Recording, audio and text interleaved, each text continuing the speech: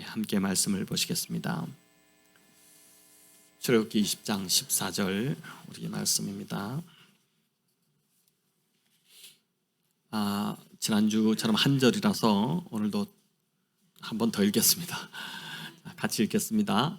간음하지 말라. 한 번 더 읽습니다. 간음하지 말라. 이제 지난주 6계명인 살인하지 말라에 이어서 제 7계명은 간음하지 말라입니다. 말씀드린 대로 6계명부터가 이제 사람들과의 관계에서 지켜야 할 실제적인 계명들인데 10계명의 구조상 보니까 중요한 계명이 순서적으로 앞에 오도록 배치되어 있다는 것을 보게 됩니다. 그래서 살인하지 말라는 계명이 가장 앞섭니다. 생명은 오직 하나밖에 없는 것이기 때문에 당연한 말인 것이죠. 돈이나 명예는 건강도 그렇고 조금 잃어도 괜찮습니다. 회복하면 됩니다. 하지만 생명은 잃으면 그것으로 끝입니다. 회복할 기회가 더 이상 없습니다. 그래서 살인하지 말라는 계명을 가장 앞에 두었다고 볼 수 있습니다. 이어 두 번째로 중요한 계명은 간음하지 말라는 계명입니다. 살인이 생명을 파괴하는 것이라면 간음은 생명을 가지고 노리개 장난감 정도로 여기는 것입니다. 매춘은 사람의 생명과 육체를 돈으로 사려고 하는 것이죠. 하나님은 한 생명을 온 천하보다도 귀하게 여기십니다. 우리가 지난주에도 살펴보았지만 거라사 지방에 귀신 들린 한 사람, 그 사람을 위해서 돼지 2,000마리 돼지떼가 다 몰사되는, 그렇게 되더라도 그 한 영혼을 더 귀히 여기시는 분이 우리 주님이시고 하나님이십니다. 심지어 그 독생자를 이제 우리에게 내어주심으로 우리의 생명을 건지시기까지 하셨습니다. 그렇기 때문에 그런 귀한 생명이기 때문에 그 생명을 가지고 생명을 장난감 취급하는, 그 생명을, 그 영혼을, 그 육체를 돈으로 주고 사려고 하는 것은, 이 간음은 하나님 앞에 매우 매우 심각하고 큰 죄가 된다는 것입니다. 간음하지 말라, 이 얼마나 짧은 계명, 한 줄의 계명입니까? 하지만 살인하지 말라는 계명처럼 제가 이제 설교를 준비하면서 보니까 이 간음하지 말라는 계명도 이 계명에 담긴 의미가 굉장히 넓고 깊습니다. 그게 뭔지 우리 이제 하나씩 좀 살펴보고자 하는데, 자, 먼저 간음이라는 게 무슨 뜻일까요? 간음, 먼저 한자로 보니까 간음이 간사할 간자에 또 간음할 간자에 음란할 음자를 쓰고 있습니다. 이 간자가 보니까 계집여자가 3개가 이제 사용되고 있지 않습니까? 저도 보니까 간자가 이런 거였구나. 그래서 이제 국어 사전적 의미는 결혼한 사람이 배우자가 아닌 다른 이성과 성적인 관계를 맺는 것을 뜻한다고 볼 수 있습니다. 히브리어도 마찬가지 의미가 담겨 있는데, 이 나아프라는 단어인데 본래 이제 불법적 성관계를 뜻하는 모든 종류의 그런 성적 관계를 뜻하는 자나라는 단어가 있는데, 이 단어와 다르게 간음은 나아프라는 별도의 단어가 있습니다. 그러니까 여기 나오듯이 배우자 외에 다른 상대와 성적인 관계를 가지는 것, 이걸 간음이라고 성경은 그렇게 규정합니다. 이는 본인만, 범죄한 본인만 더럽히는 것이 아니라 가정을 깨트리는 행위가 되기 때문에 구약에서는 이를 사형으로 다스리도록 그렇게 했습니다. 레위기 20장 10절인데 같이 한번 읽어볼까요? 자, 누구든지 남의 아내와 간음하는 자, 곧 그의 이웃의 아내와 간음하는 자는 그 간부와 음부를 반드시 죽일지니라. 간음하는 자가 발각되면 남자와 여자를 한꺼번에 같이 다 죽이라고 율법은 그렇게 가르치고 있습니다. 구약 시대뿐만 아니라 예수님 시대에도 마찬가지였습니다. 요한복음 8장에 보면 간음하다 현장에서 끌려온 그 여인의 이야기가 나옵니다. 예수님이 아니었다면 그 여인은 실제로 그날 사람들이 던진 돌에 맞아 죽음을 당했을 것입니다. 너희 중에 죄 없는 자가 먼저 돌로 한번 쳐봐라. 주님이 이렇게 말씀하시자 성난 군중들은 들었던 돌을 하나씩 다 하나둘씩 내려놓기 시작하고 이제 그 자리를 다 떠나갔습니다. 이 이야기는 예수님 시대에도 간음죄를 죽음으로 다스렸다는 것을 보여준다고 할 수 있습니다. 구약만 아니라 예수님 시대에도 계속 유대인들 이 문화 안에서는 간음죄는 죽음으로 다스렸다는 것이죠. 자, 그럼 예수님은 간음에 대해서 어떻게 말씀하셨을까요? 살인하지 말라는 계명도 예수님은 형제에 대해서 분노하고 욕하는 자, 또 형제를 미워하는 자 이미 다 마음에 살인한 자다 이렇게 말씀했습니다. 그래서 지난주 우리가 그 말씀을 좀 적용하면서 한 주간 우리가 화도 좀 덜 내고 특별히 가족들에게 성난 태도, 성난 언어, 성난 목소리 이런 것 하지 말고 부드럽게 하자 이렇게 이제 적용을 했는데 어떻게 잘 하셨죠? 그죠? 잘 하고 오셨죠? 지금 생각하니까 또 내가 그렇게 못 살았네 이런 생각이 또 드시기도 하실 텐데, 여러분 간음도 마찬가지입니다. 주님의 기준은 상당히 높습니다. 산상수훈에서 예수님은 이 간음죄에 대해서 특별하게 다루셨는데 마태복음 5장 27절부터 30절 우리 같이 한번 읽어보겠습니다. 또 간음하지 말라 하였다는 것을 너희가 들었으나 나는 너희에게 이르노니 음욕을 품고 여자를 보는 자마다 마음에 이미 간음하였느니라. 아멘. 자, 음욕을 품고 여자를 보는 자마다 마음에 이미 간음했다 이렇게 하는데, 물론 이 말은 여자를 아예 쳐다보지 말라는 뜻이 아닙니다. 남자들은 보니까 확실히 보는 것에 약합니다. 그래서 예쁜 여자들이 지나가면 자기도 모르게 눈이 이렇게 싹 돌아갑니다. 그것 때문에 부부싸움을 하는 경우가 간혹 있기도 합니다. 문제는 여기 보면 여자를 보되 음욕을 품고 보는 것이 문제입니다. 여자를 자신의 성적인 욕구를 채울 대상으로 그렇게 바라본다는 뜻입니다. 예수님의 이 말씀 때문에 초기 그리스도인들 중에는 몸에, 특히 남자들 중에 몸에 상처가 나고 멍이 난 사람들이 많았다고 합니다. 아예 여자를 쳐다보지 않기 위해서 고개를 숙이고 다니다가 나무에 부딪히고 또 기둥에 부딪히고 벽에 부딪히는 이런 일들이 있었다는 것이죠. 실제로 그랬는지는 알 수 없지만 그만큼 계명을 지키려고 했다는 것입니다. 또 어떤 사람들은 옆집 부인을 보지 않기 위해서 이웃 간에 담장을 높이 이제 쌓았다고도 하는데, 얼마나 높이 쌓을 것인가를 가지고 이제 열띤티로 토론을 벌이기도 했다고 할 정도입니다. 이게 이제 초대교회 문헌들에 나오는 이야기입니다. 그만큼 7계명을 심각하게 받아들였다는 것이죠. 하지만 오늘날은 세상이 완전히 바뀌었습니다. 이런 세태를 반영하는 우스갯소리가 있는데, 아내만 알고 사는 남자는 한심한 남자이고, 한심은 마음 심자로 또 다르게 해석해 볼 수 있습니다. 하나의 마음. 아내만 알고 사는 남자는 한심한 남자이고, 애인을 하나 두고 있으면 양심 있는 남자고, 그러니까 두 마음, 애인과 와이프와 두 마음이죠. 애인이 둘이 있으면 세 명이잖아요. 부인까지. 그럼 세심한 남자이고, 애인이 셋 이상 있으면 열심 있는 남자다. 그렇게 이제 우스갯소리가 있을 정도입니다. 설교는 안 하고 예화만 나오면 안 되는데, 우리 교회 남성들은 모두 한심한 남자가 되시기를 바랍니다. 한심한 남자, 한 여자만 품고 살아가시기를 바랍니다. 자, 세상이 이러하다 보니 예수님의 가르침은 박물관에나 가야 할 것 같은 분위기입니다. 특별히 젊은 세대로 갈수록 성에 대한 개념이 더 심각합니다. 2005년 자료인데, 여러분 2005년이면 벌써 몇 년 전입니까? 꽤 오래되지 않았습니까? 근데 한 잡지사가 대학생들 1634명을 대상으로 혼전 순결에 대해 조사했습니다. 1634명 중에 남자 대학생이 857명, 여자는 777명이었는데 혼전 순결에 대해서 어떤 결과가 나왔겠습니까? 여러분 궁금하지 않습니까?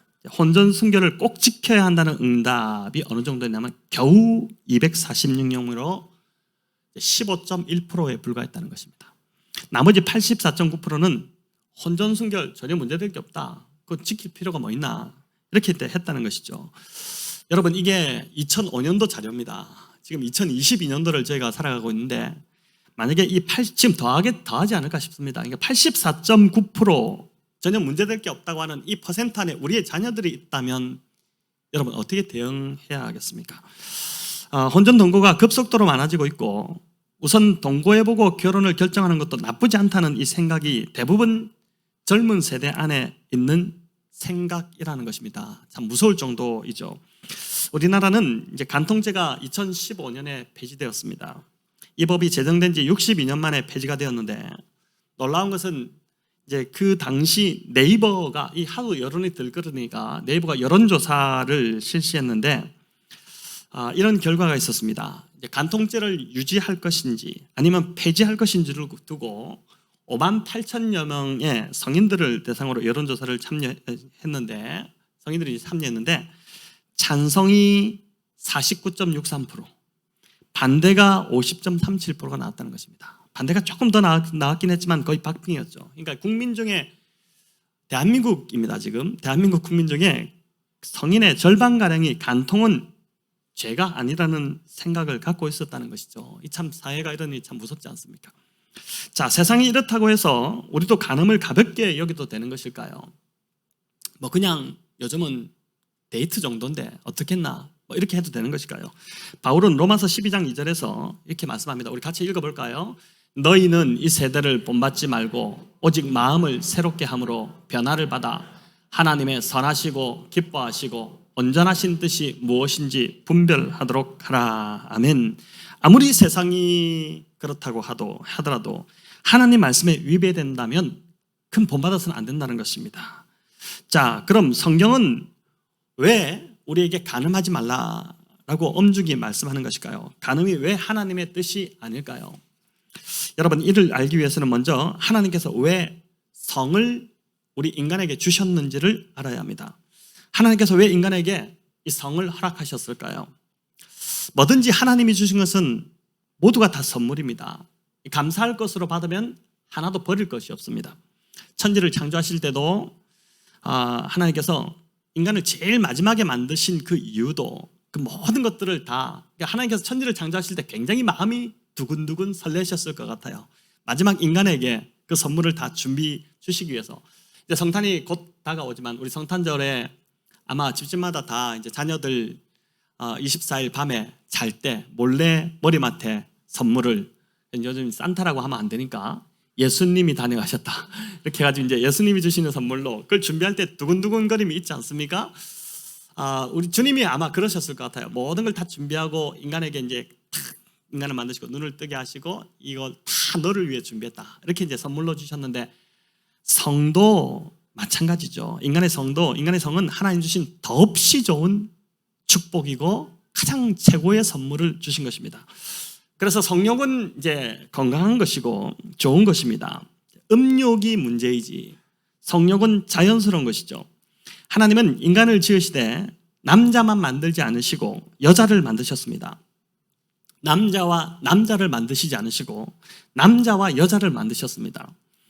아담을 만드신 후에 아담이 혼자 있는 것이 좋지 않다고 하셨는데 홀로 독처하는 것이 좋지 아니하니 이렇게 나오지 않습니까? 이게 좋지 않다, 나쁘다는 뜻이 아니라 더 나은 방편이 있다는 것이죠. 그것은 바로 둘이 한 몸이 되어 함께 살아가는 방식이었습니다. 그럴 때 그렇게 해놓고 나서 하나님 보시기에 어떻다 했습니까? 심히 좋았더라 이렇게 표현하셨거든요. 남자와 남자가 둘이 되는 것, 또 여자와 여자가 둘이 되는 것이 아닙니다. 남자와 여자가 이제 하나 되는 것인데 그것도 하나님이 남자에게 이끌어준 바로 그 한 여자입니다. 일부 일처제를 성경은 창세기부터 그렇게 인정하고 있는 것이죠. 창세기 2장 22절인데 우리 같이 한번 읽어보도록 하겠습니다. 여호와 하나님이 아담에게서 취하신 그 갈빗대로 여자를 만드시고 그를 아담에게로 이끌어 오시니. 아멘. 자, 여기 보면 하나님께서 아담의 배필을 만드시고 그녀를 아담에게로 이끌어 오셨다 이렇게 되어 있습니다. 아담이 가서 찾은 것이 아닙니다.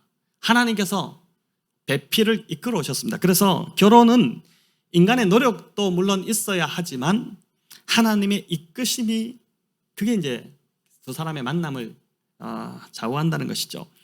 자, 하나님이 준비하신 배필을 보자 아담은 감탄사를 연발합니다. 이는 내 뼈 중에 뼈요 살 중에 살이다 이렇게 하는데 이 얼마나 아름다운 노래입니까? 여러분, 이 뜻은 내가 너고 너는 나다 이런 뜻입니다. 우리는 하나다, 우리는 한 몸이다. 이는 내 뼈 중에 뼈요 살 중에 살이다. 내가 너고 너가 나다. 내 돈이 네 돈이고 네 돈이 내 돈이다 이렇게도 볼 수 있겠지만은 어쨌든 우리는 하나다 그렇게 하는 것이죠.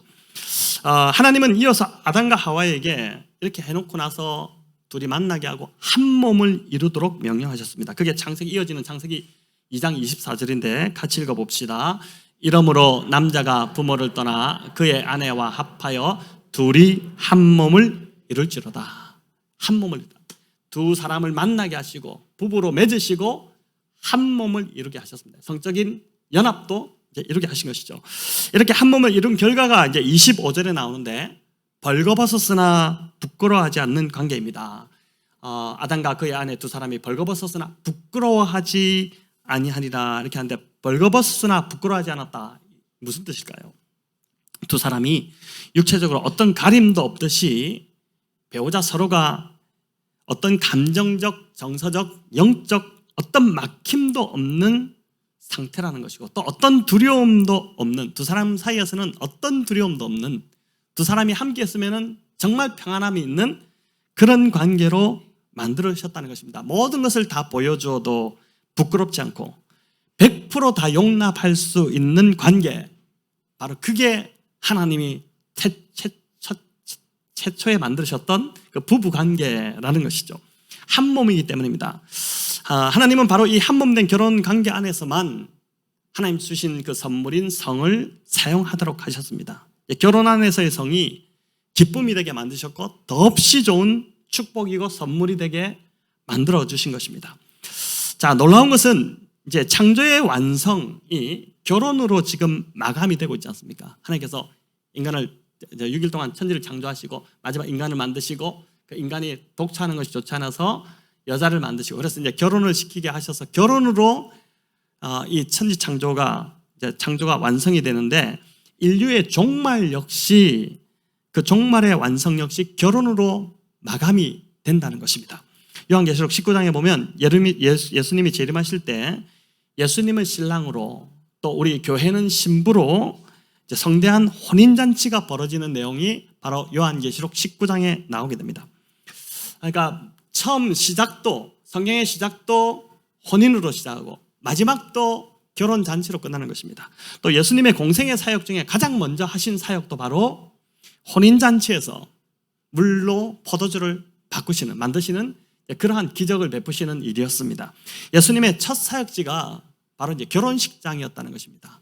자, 이처럼 성경은, 또 하나님께서는 혼인을 굉장히 귀하게 여기고 그 성 안에서만, 성은 이제 그 안에서만 사용하도록 하셨던 것입니다. 또 이를 통해 경건한 자손이 이렇게 나오도록 하신 것입니다. 창세기 1장 28절에 생육하고 번성하라, 인간을 만드시고 나서 사명을 주셨는데 그 사명 중에 하나가 생육하고 번성하라는 것인데, 그 명령이 바로 경건한 가정을 통해서 이루어지도록, 그래서 성을 통해서 생명이 탄생되는 놀라운 신비를 이제 인간에게 허락하셨던 것이죠. 자, 결혼과 성이 하나님께 이렇게 소중한 것이기 때문에, 간음은 이 모든 결혼 생활을 파괴하고 또 가정을 파괴하는 것이기 때문에 절대 간음하지 말라, 간음해서는 안 된다라고 하나님께서 우리에게 가르쳐주고 계신 것입니다.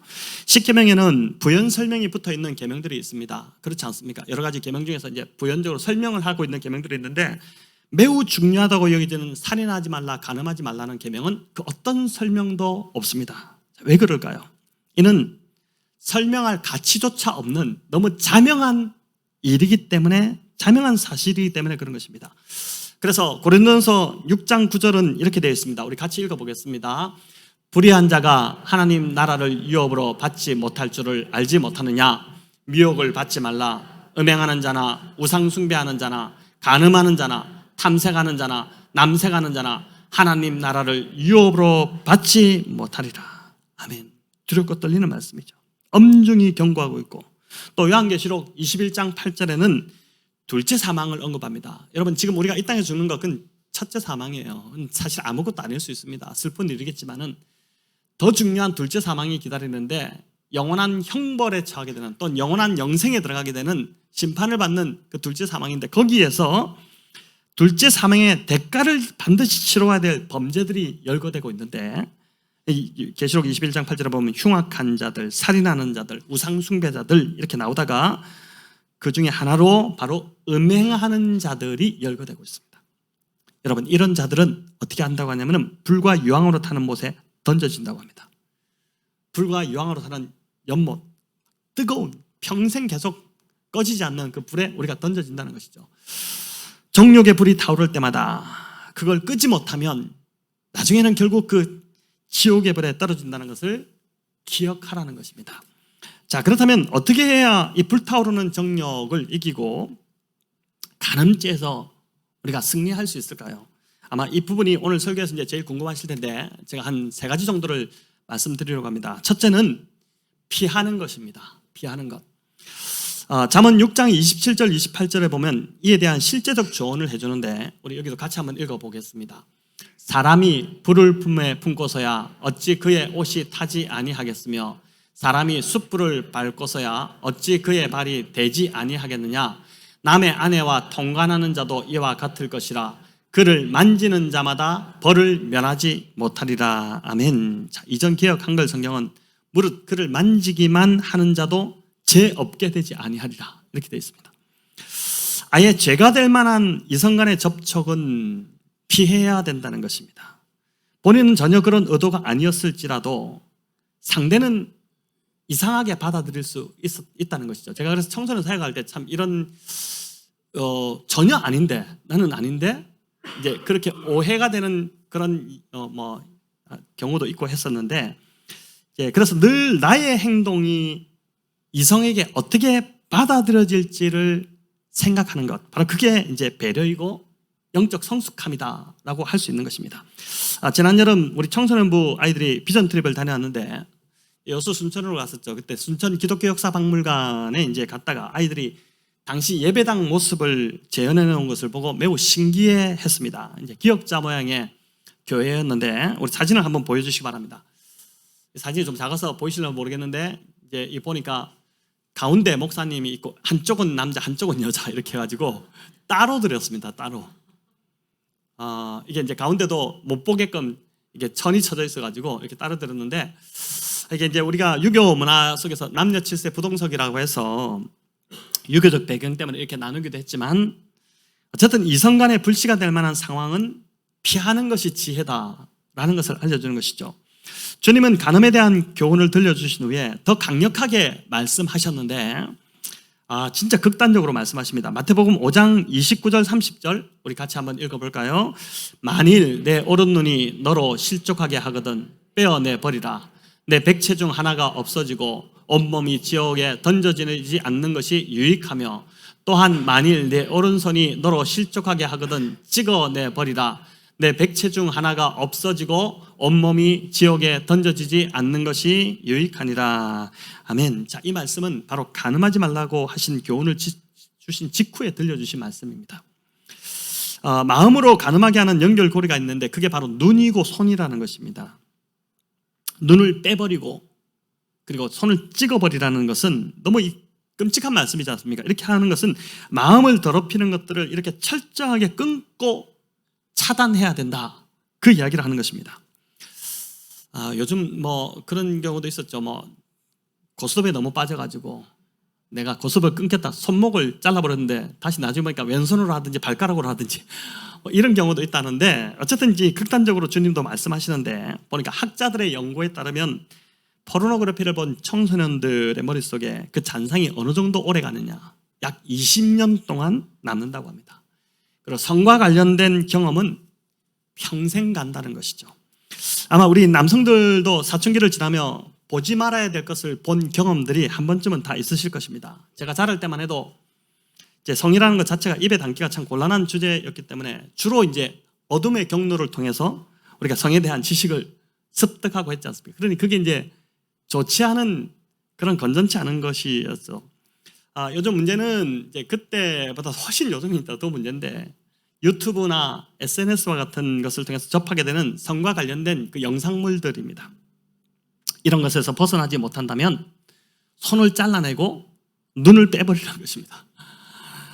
실제로 그렇게 할 수 없다면 스마트폰을 폴더폰으로 바꾸서라도 안 보기로 결단하는 어떤 그런 결단을 하더라도 그렇게 하라는 것이죠. 계속해서 손으로 잘못된 검색을 하고 또 잘못된 것을 보고 하는 그런 것은 간음의 불씨를 남겨두는 것이다.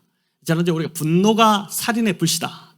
즉 우리가 보고 듣는 것, 보는 것이 결국 간음의 불씨가 될 수 있다는 것입니다. 그래서 그 음욕의 불을 과소평가하게 될 때 결국 내 인생 전체를 그 불이 살라버리고 종국에는 지옥불에 떨어지게 만들어버린다. 이걸 절대 과소평가하지 말라. 그렇게 주님이 지금 말씀하고 있는 것입니다. 어제 공동체 성경 읽기로 저희가 이제 읽었던 본문이 창세기 19장의 롯의 이야기인데 아내가 어제 그 본문을 읽다가 그래도 롯이 아브라함의 조카인데 어떻게 자기 딸들을 그렇게 폭도들에게 내줄 수 있느냐 이렇게 물었습니다. 제가 그 말을 듣고 내일 설교 때 이야기해 줄게. 내일 들어라 이렇게 이제 이야기를 했는데, 여러분 좀 이상하지 않습니까? 그 본문을 읽을 때. 그 이유가 베드로후서 2장 7절 8절에 나옵니다. 우리 같이 한번 베드로후서 2장 7절 8절을 같이 읽어보겠습니다. 무법한 자들의 음란한 행실로 말미암아 고통당하는 의로운 롯을 건지셨으니 이는 이 의인이 그들 중에 거하여 날마다 저 불법한 행실을 보고 들으므로 그 의로운 심령이 상함이라. 자, 하면 여기 의로운 심령이 상했다 이렇게 하는데, 이 의로운 심령이 어떤 뜻이냐면은 의로운 판단력을 상실했다 이런 뜻입니다. 이해되십니까? 롯은 일찌감치 소돔과 고모라를 빠져나왔어야 합니다. 거기 있으면 안 되는 자였습니다. 하지만 그곳의 편리함과 익숙함, 화려함에 취해서 나오지 못하고 계속 머물렀죠. 그렇게 불법한 도시, 타락한 이웃들 사이에 거닐면서 날마다 그들이 하는 악한 말, 악한 행실을 보고 듣다 보니까 의로운 롯이라 할지라도 의로운 판단력이 완전히 흐려져 버렸고 상실해져 버렸다는 것입니다. 그래서 천사들을 위한답시고 두 딸까지 폭도들에게 내어주려고 한 것이고, 나중에 이 두 딸이 어떻게 됩니까? 동굴로 숨어 들어갔을 때 아버지에게 술을 먹여서 동침해서 자식을 낳게 되는 그 참 어처구니 없는 일까지 벌어지게 되지 않습니까? 자, 그래서 롯같이 살면 여러분 망합니다. 아니다 싶으면 바로 끊어야 합니다. 음행은 피하는 것만이 살 길입니다. 혹 지금 누군가와 간음관계에 있다면, 저는 그런 분이 없기를 바라지만, 혹 누군가와 지금 간음관계에 있다면 당장 끝내셔야 합니다. 오늘 이 말씀을 듣고 내일 끝내야지, 또는 한 주 정도 정리하고 끝내야지, 이렇게 하면은 여러분 못 끊습니다. 지금 바로 끝내야 합니다. 전화를 걸어서 끝내자고 지금 말해야 됩니다. 여러분 그래야지만이, 그렇게 할 때 누군가는 당연히 상처를 받겠지만 내가 살 수 있는 방법이고 간음죄에서 벗어날 수 있는 방법인 것입니다. 간음을 피하는 두 번째는 부부의 관계를 사랑의 띠로 더욱 굳게 매는 것입니다. 내 뼈 중에 뼈요, 살 중에 살이다 이렇게 극찬했던 부부 관계가 죄로 인해 타락하면서 내 뼈 중에 잔뼈요, 내 살 중에 굳은 살이다 이렇게 막 터무니없이 말하는, 그러니까 이제 변질, 서로를 존중하는 관계에서 서로를 탓하는 관계로, 부부 탓을, 남편 탓, 아내 탓을 얼마나 많이 합니까? 그게 변질된 것이죠. 그래서 진짜 회개하고 바뀌어야 할 사람은 나 자신인데 자꾸만 배우자 탓을 하고 배우자가 문제가 있다고 여기는 것입니다. 미국에서 아주 재밌는 책이 하나 출간되었는데 제목이 30일 만에 아내 변화시키기, 와이프 변화시키기라는 책이었습니다. 이 책이 무려 일주일 만에 200만 부가 팔리는 대성과를 거뒀습니다. 불티나게 팔린 것입니다. 자, 일주일 동안 책이 막 팔리다 저자가 너무 기분이 좋았는데 가만히 보니까 책 제목이 잘못 나온 거예요. 책 제목이 본래 자기가 낸 책의 제목은, 원 제목은 30일 만에 아내 바꾸기가 아니라 인생 바꾸기, 라이프였는데 와이프가 라이프로 바뀌어가지고 책 제목이 된 겁니다. 그래서 저자가 급하게 책 제목을 수정해서 표지를 바꿔서 다시 책을 냈습니다. 근데 그 책이 아까 일주일 만에 200만 부가 팔렸는데 책 제목을 바꾸고 나서 한 달 만에 몇 부가 팔렸겠습니까? 고작 3권밖에 나가지 않았답니다. 여러분, 자, 이게 뭘 보여줄까요? 사람들은 자기 인생을 바꾸는 데는 관심이 없다는 것입니다. 진짜 회개하고 바꿔야 될 사람은 자신인데 자꾸만 아내가 바뀌어야 된다고 생각하는 것입니다. 아내가 바뀌면 내 인생도 행복할 것이라고 그렇게 착각한다는 것이죠. 부부가 이제 사랑의 띠로 견고히 묶여 있으면 간음을 이제 피할 수 있다고 이렇게 하는데, 놀랍게도 성경은 결혼의 실제적인 이유 중에 하나가 이제 음행을 극복하기 위함이라는 것을 알려줍니다. 고린도전서 7장 2절인데 우리 같이 한번 읽어보겠습니다. 음행을 피하기 위하여 남자마다 자기 아내를 두고 여자마다 자기 남편을 두라. 자, 결혼의 모든 목적이 음행을 피하기 위해서 하는 건 아닙니다. 그죠? 그러나 이제 이것도 결혼의 목적 중에 하나라는 것이죠. 중요한 이유라는 것입니다. 이어 바울은 이를 더 강조하는데 우리 3절, 이어지는 3절, 4절 또 읽어보겠습니다. 남편은 그 아내에 대한 의무를 다하고 아내도 그 남편에게 그렇게 할지라. 아내는 자기 몸을 주장하지 못하고 오직 그 남편이 하며 남편도 그와 같이 자기 몸을 주장하지 못하고 오직 그 아내가 하나니. 자, 여러분 이 말이 무슨 뜻인지 아시겠죠? 설명드리지 않아도 당시 이 말씀은 굉장히 혁명적 발언이었습니다. 왜냐하면 당시 아내는 남편의 재산에 불과하던 시대였기 때문입니다. 바울이 살아가던 시대가 그런 시대였습니다. 그런 시대에 남편의 몸이 아내 것이고 아내의 몸은 남편 것이라고 했으니 대단히 파격적인 그런 발언이었던 것이죠. 당시 문화는 남편의 입에서 이혼이라는, 나는 당신과 이혼하겠다, 이게 공식적으로 3번만 나오면 그냥 이혼 당하는 시대가 바로 이 시대였다고 합니다.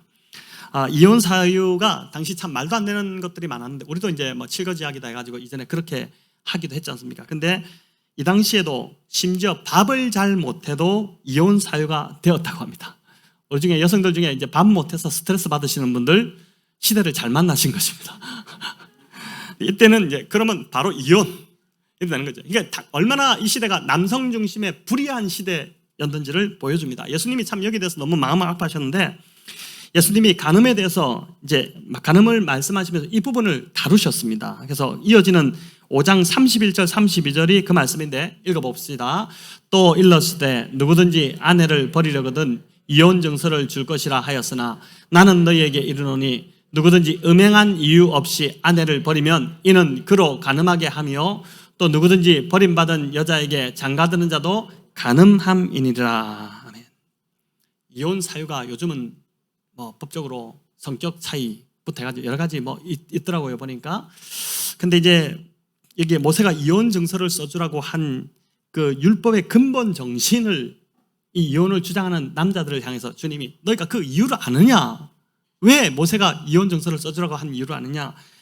니네가 하도 말 몇 마디로 아내를 쫓아내고 소박 맞고 그리고 이 여자들이 이혼 당했기 때문에 최대 약자였던 그 여성들을 보호하기 위해서 모세가 이렇게 이혼 증서라도 써주라고 한 것이다.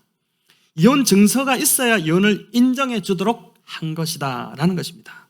그런데 음욕에 불타는 남자들이 어떻게 됩니까? 이것도 악용하게 됩니다. 율법의 참 의미를 외면한 채 이걸 악용해가지고 이혼 증서를 막 남발하는 것이죠. 마음에 안 든다? 이혼 증서 가져왔습니다. 허락해 주십시오. 이렇게 해가지고 그냥 이혼해버리는 것입니다.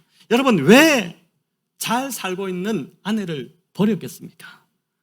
더 예쁜 여자와 살고 싶은 그 음욕에 불탄 그 남자의 악한 죄된 마음 때문이었던 것이죠. 그래서 에로틱한 부부관계가 이제 중요하다 그 이야기를 하는 것인데 그것도 또 중요하고 불륜이 끼어들 수 없는 부부 사이가 되려면 무엇보다 중요한 것은 부부가 함께 보내는 시간을 많이 가져야 한다는 것입니다.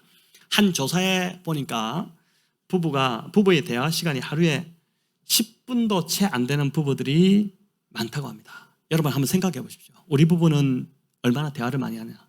밥 먹어? 다 먹었어. 자자 뭐 이런 거 말고 진솔한 부부 안의 마음, 고민, 또 그 힘든 마음들, 또 생각, 또 내가 받은 하나님께 묵상한 이야기, 묵상한 것들, 하나님 주신 나에게 묵상의 말씀들 이런 것들을 얼마나 부부가 하루 동안 나누고 계신 것 같습니까? 우리는 많이 나누시죠? 우리 교회는 그죠? 그렇게 되기를 바랍니다. 네. 그래서 이제 간음을 피하고 또 부부관계를 살찌우고 소중하게 하려면 시간 투자가 필요하다는 것이죠.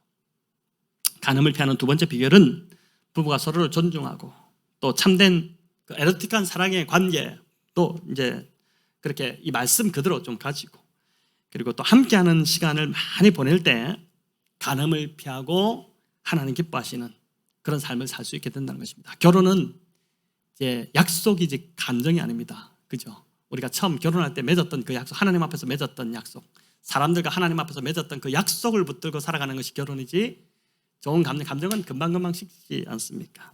자, 세 번째는 날마다 말씀과 기도로 삶을 채우는 것입니다. 이거는 뭐 누누이 강조해도 부족하지 않을 것 같습니다. 디모데전서 4장 5절 하나님의 말씀과 기도로 거룩하여집니다. 너무 잘 아는 말씀이죠. 또 시편 119편 9절부터 11절 우리 함께 읽겠습니다. 정년이 깨끗하게 하리이까